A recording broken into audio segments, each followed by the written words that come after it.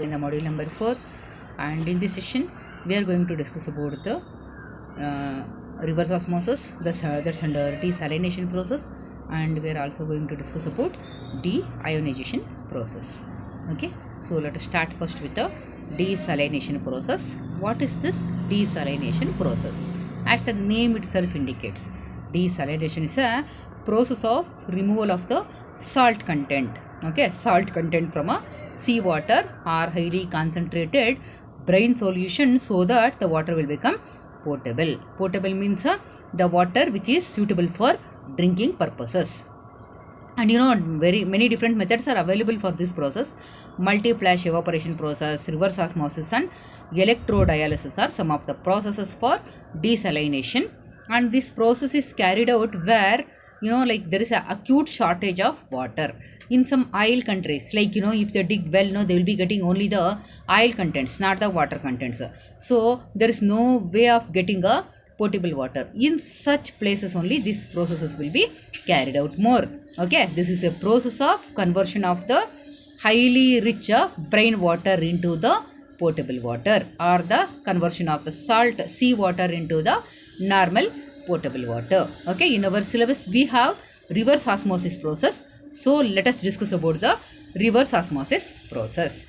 What is osmosis? First of all, osmosis is a process of movement of solvent molecules from the region of lower concentration to the region of a higher concentration when they are separated by a semi-permeable membrane. Let me show you this in a diagrammatic representation. See here, if we take water on one side and salt water on other side, and they are separated by a semi-permeable membrane, what happens is under normal osmosis, the water from fresh water side will be moving towards the salt water side, and the osmotic pressure which is naturally existing here is called as a normal osmotic pressure of water. Okay, so the movement of solvent molecules from the region of lower concentration to the region of higher concentration is called as a osmosis. This original natural osmosis is reversed by applying pressure.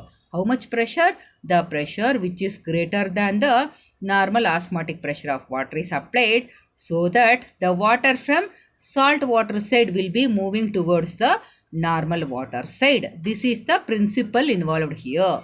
If we take, or if we separate water and salt water in between and in between a semi-permeable membrane is there, water will be moving towards the salt water side under normal osmosis. What we are doing? We are applying a pressure that is more than the normal osmotic pressure of water.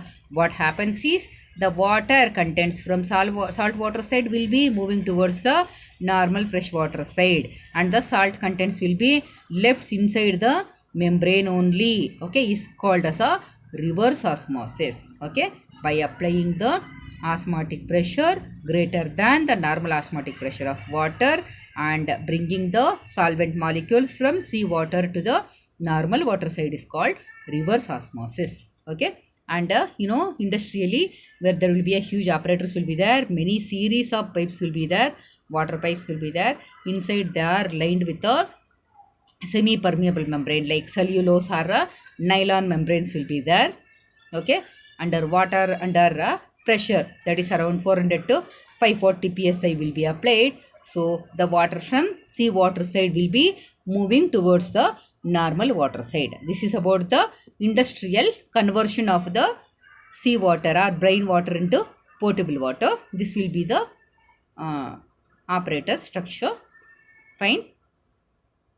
Okay, so I told this anyway. Once again, a typical reverse osmosis unit, it will be containing many series of tubes will be there. They will be lined with the cellulose or nylon membranes inside. Okay, and the brackish water or brine water or sea water, it will be passed under pressure of 400 to 540 psi, so that the water from sea water side will be moving towards the normal water side. Okay, and once again, more number of the pipes used, water pipes used, and more is the surface area given, automatically more is the amount of the fresh water collected, and the fresh water and a highly concentrated brine solution will be collected separately. Okay, this is about the reverse osmosis. Clear, I think? We are applying the pressure greater than the normal osmotic pressure of water at the sea water side or brine water side or brackish water side, so that only the water molecules will come towards the normal water side. Fine. And the advantages of this process are, the process will be very simple and extremely less amount of energy is required. Only the disadvantage is, under high pressures the membrane will be there, no, semi-permeable membrane, that may get damaged. Only that is the disadvantages of this process. Next, let us move to the deionization of water. As the name itself says, we are here removing the ions like cations and anions present in the water, so that the water will become usable for laboratories under their reaction purposes. Okay, here what are we doing in a deionization chamber? Here we are passing water through the two chambers. There will be a first chamber where there will be a presence of a cation exchange resin. Okay, and that exchanges the cations like calcium, magnesium, etc. And the water with H plus ions will be moving towards the second chamber. In second chamber, there will be a presence of anion exchange resin that will be exchanging the anions like chlorides, sulfates and nitrates. And at last, because of the combining of the H plus ions from the first chamber and OH minus ions from the second chamber, there will be a production of more amount of water also, and the water which is coming out from the second chamber will not contain any of the ions, cations and anions. Fine. The principle is very simple. Cation exchange resin will replace the cations with H plus ions, and in the second chamber anion exchange resin will replace the chlorides, sulfates, nitrates with the OH minus ions. The diagram will be like this. Very simple. See, first initially we are passing the hard water to be deionized through the first chamber. Okay, here what is there? Here cation exchange resin is there.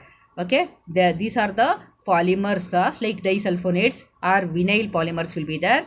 They will be exchanging the cations like calcium and magnesium, okay, with H plus ions. Okay, so the water which is coming out from this chamber, okay, will not contain any calcium and magnesium. It contains H plus ions and the anions. So the water will come out from this chamber. Okay, the water will come out from this chamber and will be entering to the second chamber. It contains H plus ions, okay, and anions like chloride, sulfates and nitrates. Then here what happens? Anion exchange resins will be there here. That will be exchanging chlorides and sulfates with the anion exchange resin. And here what happens? From the first chamber, H plus ions are coming here. Here there will be a release of OH minus ions. Both will combine to form more water, and the water which is coming out from this second chamber will not contain any of the cations or anions. Very, very simple process. Let us now go through the reactions, what is happening in first and second chamber. In the first chamber, when the water enters, what happens here? The cation exchange resins, they are generally expressed as RH plus. The RH plus, no, they will be exchanging the cations like calcium and magnesium like this. R2Mg will be formed with the release of H plus ions. So the H plus ions in the polymer are replaced with calcium and magnesium. Fine. So to the second chamber, H plus ions are moving with the anions. Okay, so here what happens? When the water, that is H plus ions, and also the water containing the negative ions, when they are passed to the anionic chamber, resin is there. The resin is generally expressed as ROH minus. Here the OH minus is replaced with anions like chlorides and sulfates. So here it will be releasing OH minus ions. Okay, so the cations and anions will be mixing to form more and more water. Okay, and at last what happens? After a long time usage, here what happens is the membranes will not be able to exchange the cations or anions. All the resins are already exhausted. That time what we need to do? We need to treat the cationic chamber with HCl and anionic chamber with the NaOH. So what happens here? When we treat the cationic chamber with the acid, so it will be replacing calcium plus or magnesium with the H plus ions, and original resin will be replaced to RH plus.